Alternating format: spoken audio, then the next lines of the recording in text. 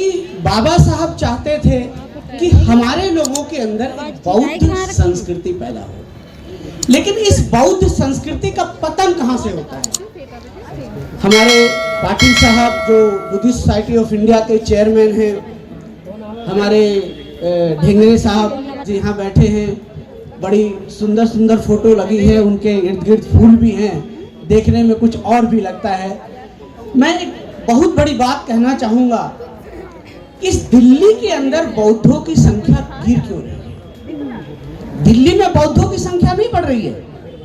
दिल्ली में पिछले 15 सालों का, 20 सालों का, 25 सालों का अगर आप डाटा उठा करके देखें तो दिल्ली में बौद्धों की संख्या गिरी है, बढ़ी नहीं। आखिर ऐसा क्यों हुआ है? उसका मुख्य कारण मैं बताता हूँ। इस प्रोग्राम में जो मुझे सबसे बड़ी खुशी होती है वो ये है, महिलाएं हैं और बच्चे। जिस किसी समाज में, कोई भी समाज, अगर वो अपने महिलाओं और अपने बच्चों को आगे नहीं ले जाएगा तो उसके सारे आंदोलन ठप हो जाएंगे।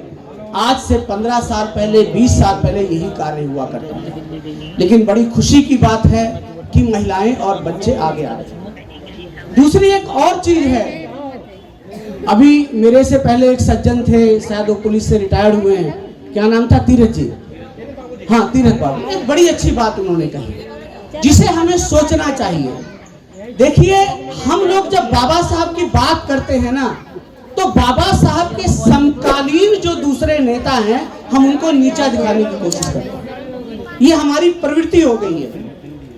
बाबा साहब अपने समय में अपने समकालीन नेताओं को, उस समय के जो लीडर थे, जो महान लोग थे या जो भी थे, उनको बड़े सुसभ्य, सुसंस्कृत भाषा से बोला। और यदि आप लोग खुद को बाबा साहब के अनुयायी कहलाना चाहते हो तो आप लोगों के अंदर भी वही संस्कृति आनी चाहिए, वही संस्कृति आपके बच्चों के अंदर आनी चाहिए। ऐसा नहीं हो कि हम जय भीम कह करके किसी दूसरे समाज को गाली बक रहे हो। जब हम ऐसा करते हैं तो कोई अपने पिता का नाम लेके हमारे बाबा साहब को गाली देते हैं। होता है या नहीं होता है? हमें इस चीज से विरत होना चाहिए। मैं एक और बड़ी अच्छी बात बताऊंगा। हमारे लोग बाबा साहब को पढ़ना चाहते हैं। कितने लोग हैं जिन्होंने बाबा साहब को पढ़ा है? हम भी पढ़े। क्या पढ़ा? बाबा साहब खाली पढ़ने की चीज नहीं है, बाबा साहब एक समझने की चीज है। आप बाबा साहब को पढ़ करके नहीं समझ सकते हो। बहुत सारे लोग बाबा साहब को पढ़ना चाहते हैं किताबों से। किताबों में बाबा साहब नहीं है। आप बाबा साहब को जब उस परिस्थिति में डालोगे तब समझोगे। मैं एक उदाहरण लेता हूं। आज अगर किसी भी आदमी से, इस देश के कोई भी आदमी जो बहुत धनवान है, अमीर है, जिसके पिताजी चाहे इस देश के राजा रहे हो पुराने, उनसे ये पूछो कि उनकी जो परवरिश है वो कहाँ होती है। बाबा साहब का जन्म महू में होता है, MHOW, military headquarter of war. क्या आप लोग इमेजिन कर सकते हैं कि बाबा साहब जहाँ पैदा हुए होंगे वहां पर उस समय इलेक्ट्रिसिटी होगी?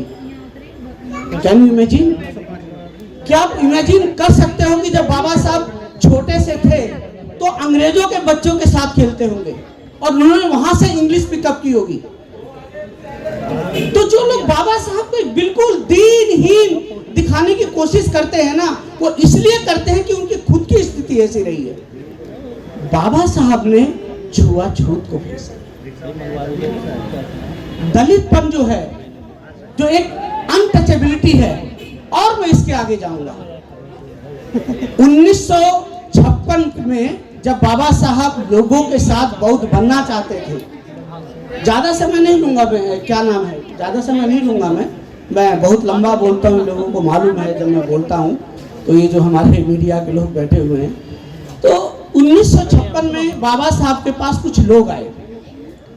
बाबा साहब के साथ एक महिला होती थी जो शेड्यूल कास्ट फेडरेशन की प्रेसिडेंट होती थी, उनका नाम था मीनाम्बल।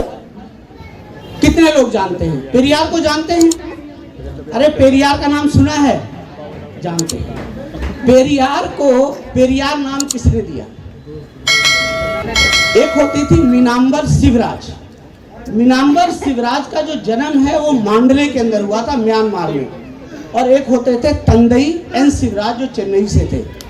मीनाम्बल जो शिवराज थी और तंदई एन शिवराज की पत्नी थी, उनका जो विवाह हुआ था वो बौद्ध रीति से हुआ था। हमारे जो बहुत सारे लोग कहते हैं ना बाबा साहब को बुद्धिज्म कहाँ से मिला ये वो, तो मैं आ जाता हूँ 56 में मीनाम्बल शिवराज भी थी, एन शिवराज भी थे। बहुत सारे हमारे राजनीतिक के लोग बाबा साहब के पास आते हैं और वो कहते हैं बाबा साहब 57 का जनरल इलेक्शन है। क्या है? 57 का जनरल इलेक्शन है, आप बौद्ध मत बनिए, हमको इलेक्शन लड़ना है। जिसमें खोबरा गड़े साहब थे, ये जो हमारे गवई साहब अभी मुख्य न्यायाधीश है, इनके पिताजी स्वयं थे। इन्होंने कहा नहीं, बाबा साहब इस देश के भाग्य विधाता है। बाबा साहब कौन है? एक संविधान निर्माता ही नहीं है, इस देश के भाग्य विधाता है, इस देश का भाग्य लिखने वाले व्यक्ति हैं।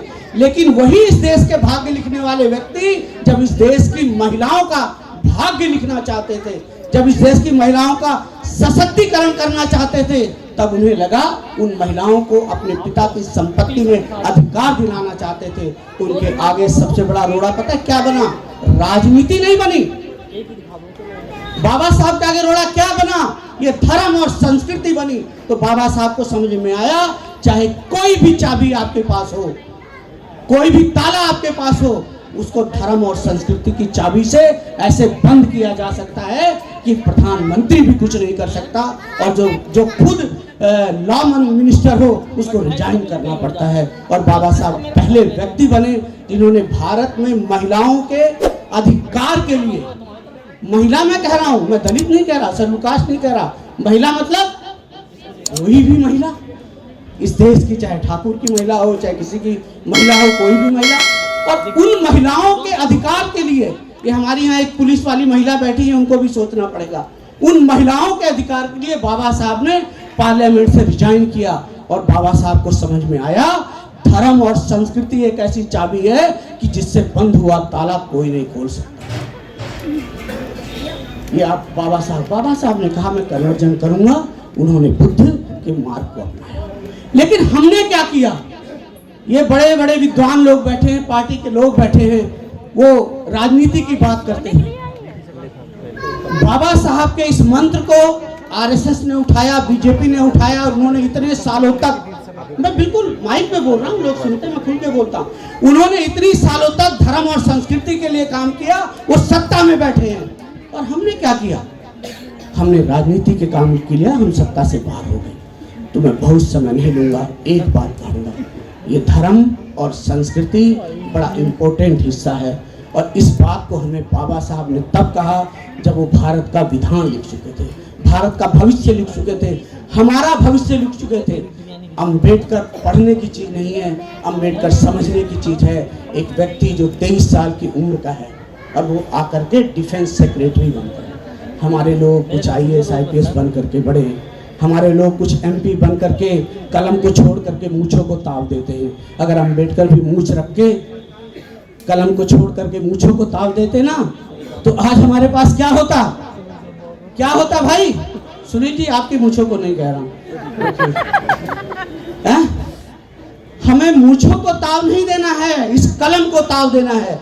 और जब कलम को ताव देंगे तो हमारा भविष्य बनेगा। इसी के साथ मैं अपने शब्दों को विराम करते हुए 22 प्रतिज्ञाओं के साथ एक चीज और बताना चाहूंगा। 22 प्रतिज्ञाएं 14 अक्टूबर 1956 को नहीं आई हैं।